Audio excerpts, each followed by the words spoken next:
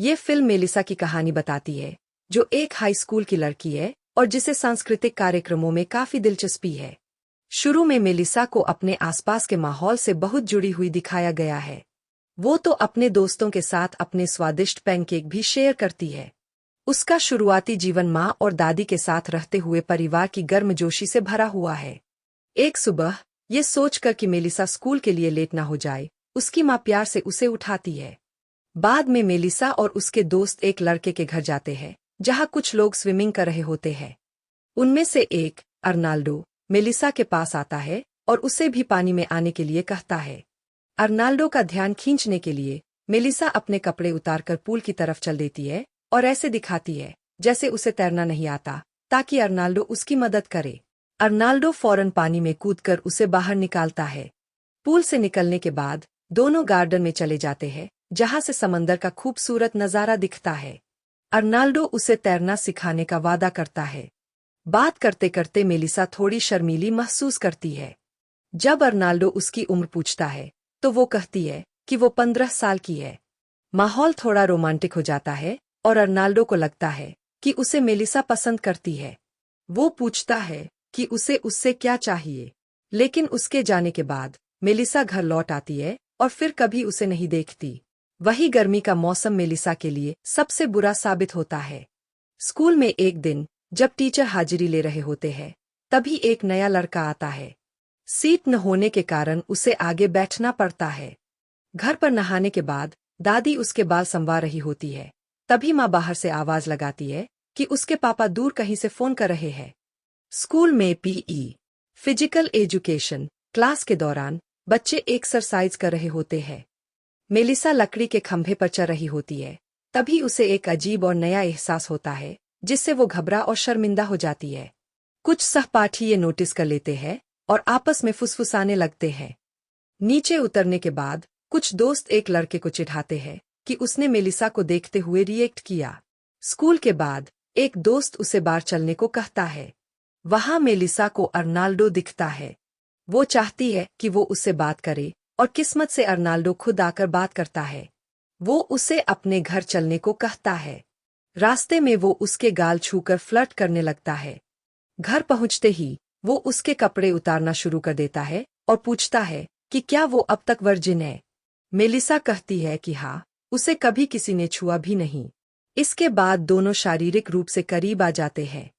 लेकिन काम खत्म होते ही अर्नाल्डो तुरंत चला जाता है। असल में वो वर्जिन लड़कियों का शिकारी निकला।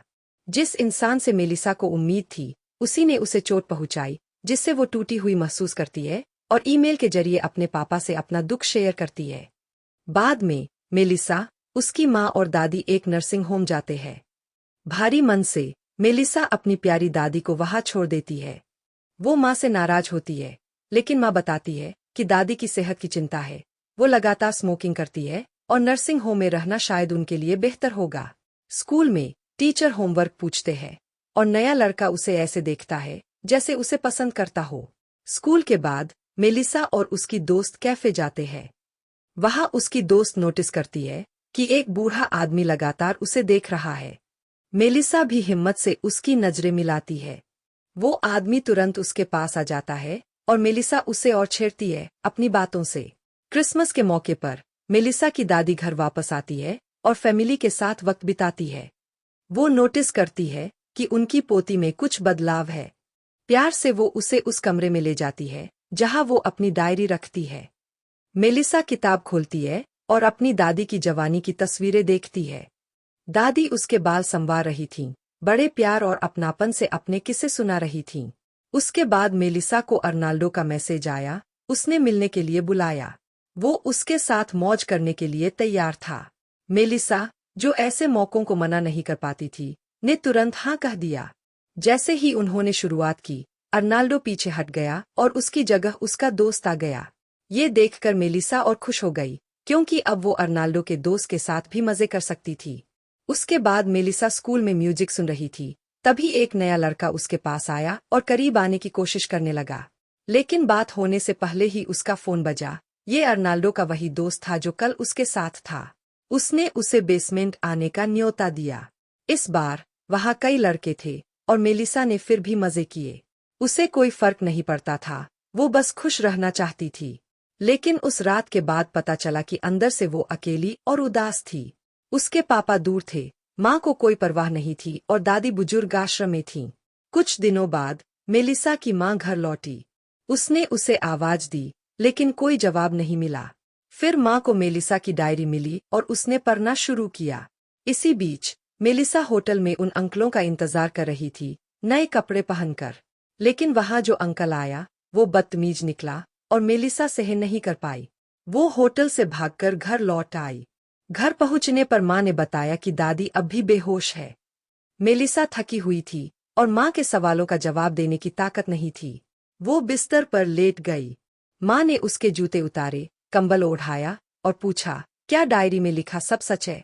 मेलिसा चुप रही। शायद पहली बार माँ उसकी जिंदगी में सच्ची दिलचस्पी दिखा रही थी। मेलिसा ने कबूल किया कि वो अपनी जिंदगी बदलना चाहती है, क्योंकि सब कुछ बिगड़ गया था और वो खुद को खो चुकी थी।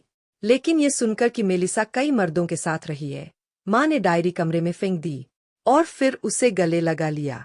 उसके बाद मेलिसा की जिंदगी बदलने लगी। उसे समझ आया कि रास्ता वो खुद चुन सकती है। वो स्कूल जाने लगी और दोस्तों के साथ घुलने मिलने लगी। एक नया लड़का उसके पास आया, उसके चेहरे वाली एक किताब दिखाते हुए। ये देखकर मेलिसा हैरान और खुश हो गई और दोनों में नजदीकियां बढ़ने लगीं। एक रात मेलिसा अपनी दोस्त के साथ पार्टी में गई। जब उसकी दोस्त किसी और के साथ डांस कर रही थी, मेलिसा चुपचाप पार्टी से निकलकर चट्टान की तरफ चली गई। सब हैरान रह गए जब उसने छलांग लगा दी, लेकिन ये बस उसकी शरारत थी। वो तैरकर वापस किनारे आ गई। समय बीता और दादी का निधन हो गया। मेलिसा और उसकी माँ ने साथ में उनकी कब्र पर फूल चढ़ाए। उस सर्दी, जब बर्फ ने गलियों को ढक रखा था और रेडियो पर धीमा संगीत बज रहा था, मेलिसा खिड़की के पास बैठी दादी की डायरी पढ़ रही थी। अब उसे उन औरतों की ताकत समझ आ रही थी, जो उससे पहले इस परिवार में रही थीं। उनकी गलतियां, उनका दर्द और उनकी चुपचाप सहनशीलता। दूर रसोई में उसकी माँ हंस रही थी और अपने जवान दिनों का गाना गुनगुना रही थी। वो परफेक्ट नहीं थीं, लेकिन फिर भी एक परिवार थीं। मेलिसा ने डायरी का पन्ना पलटा और मुस्कुराई। पहली बार वो किसी की स्वीकृति ढूंढ नहीं रही थी। उसने धोखा, अकेलापन और शर्म झेली थी, लेकिन अब वो खुद को चुन रही थी। खिड़की से कैमरा धीरे धीरे दूर होता है, बाहर बर्फ गिर रही है। मेलिसा की शांत आवाज सुनाई देती है। पहले मैं सोचती थी प्यार वो चीज है जिसे पाना पड़ता है, लेकिन अब पता है ये यहाँ से शुरू होता है। ठीक होने से, सच्चाई से और उस वादे से जो मैं हर सुबह खुद से करती हूँ, कि मैं फिर कभी खुद को खोने नहीं दूंगी। धन्यवाद देखने के लिए। लाइक और सब्सक्राइब करना मत भूलना। अगले वीडियो में मिलते हैं।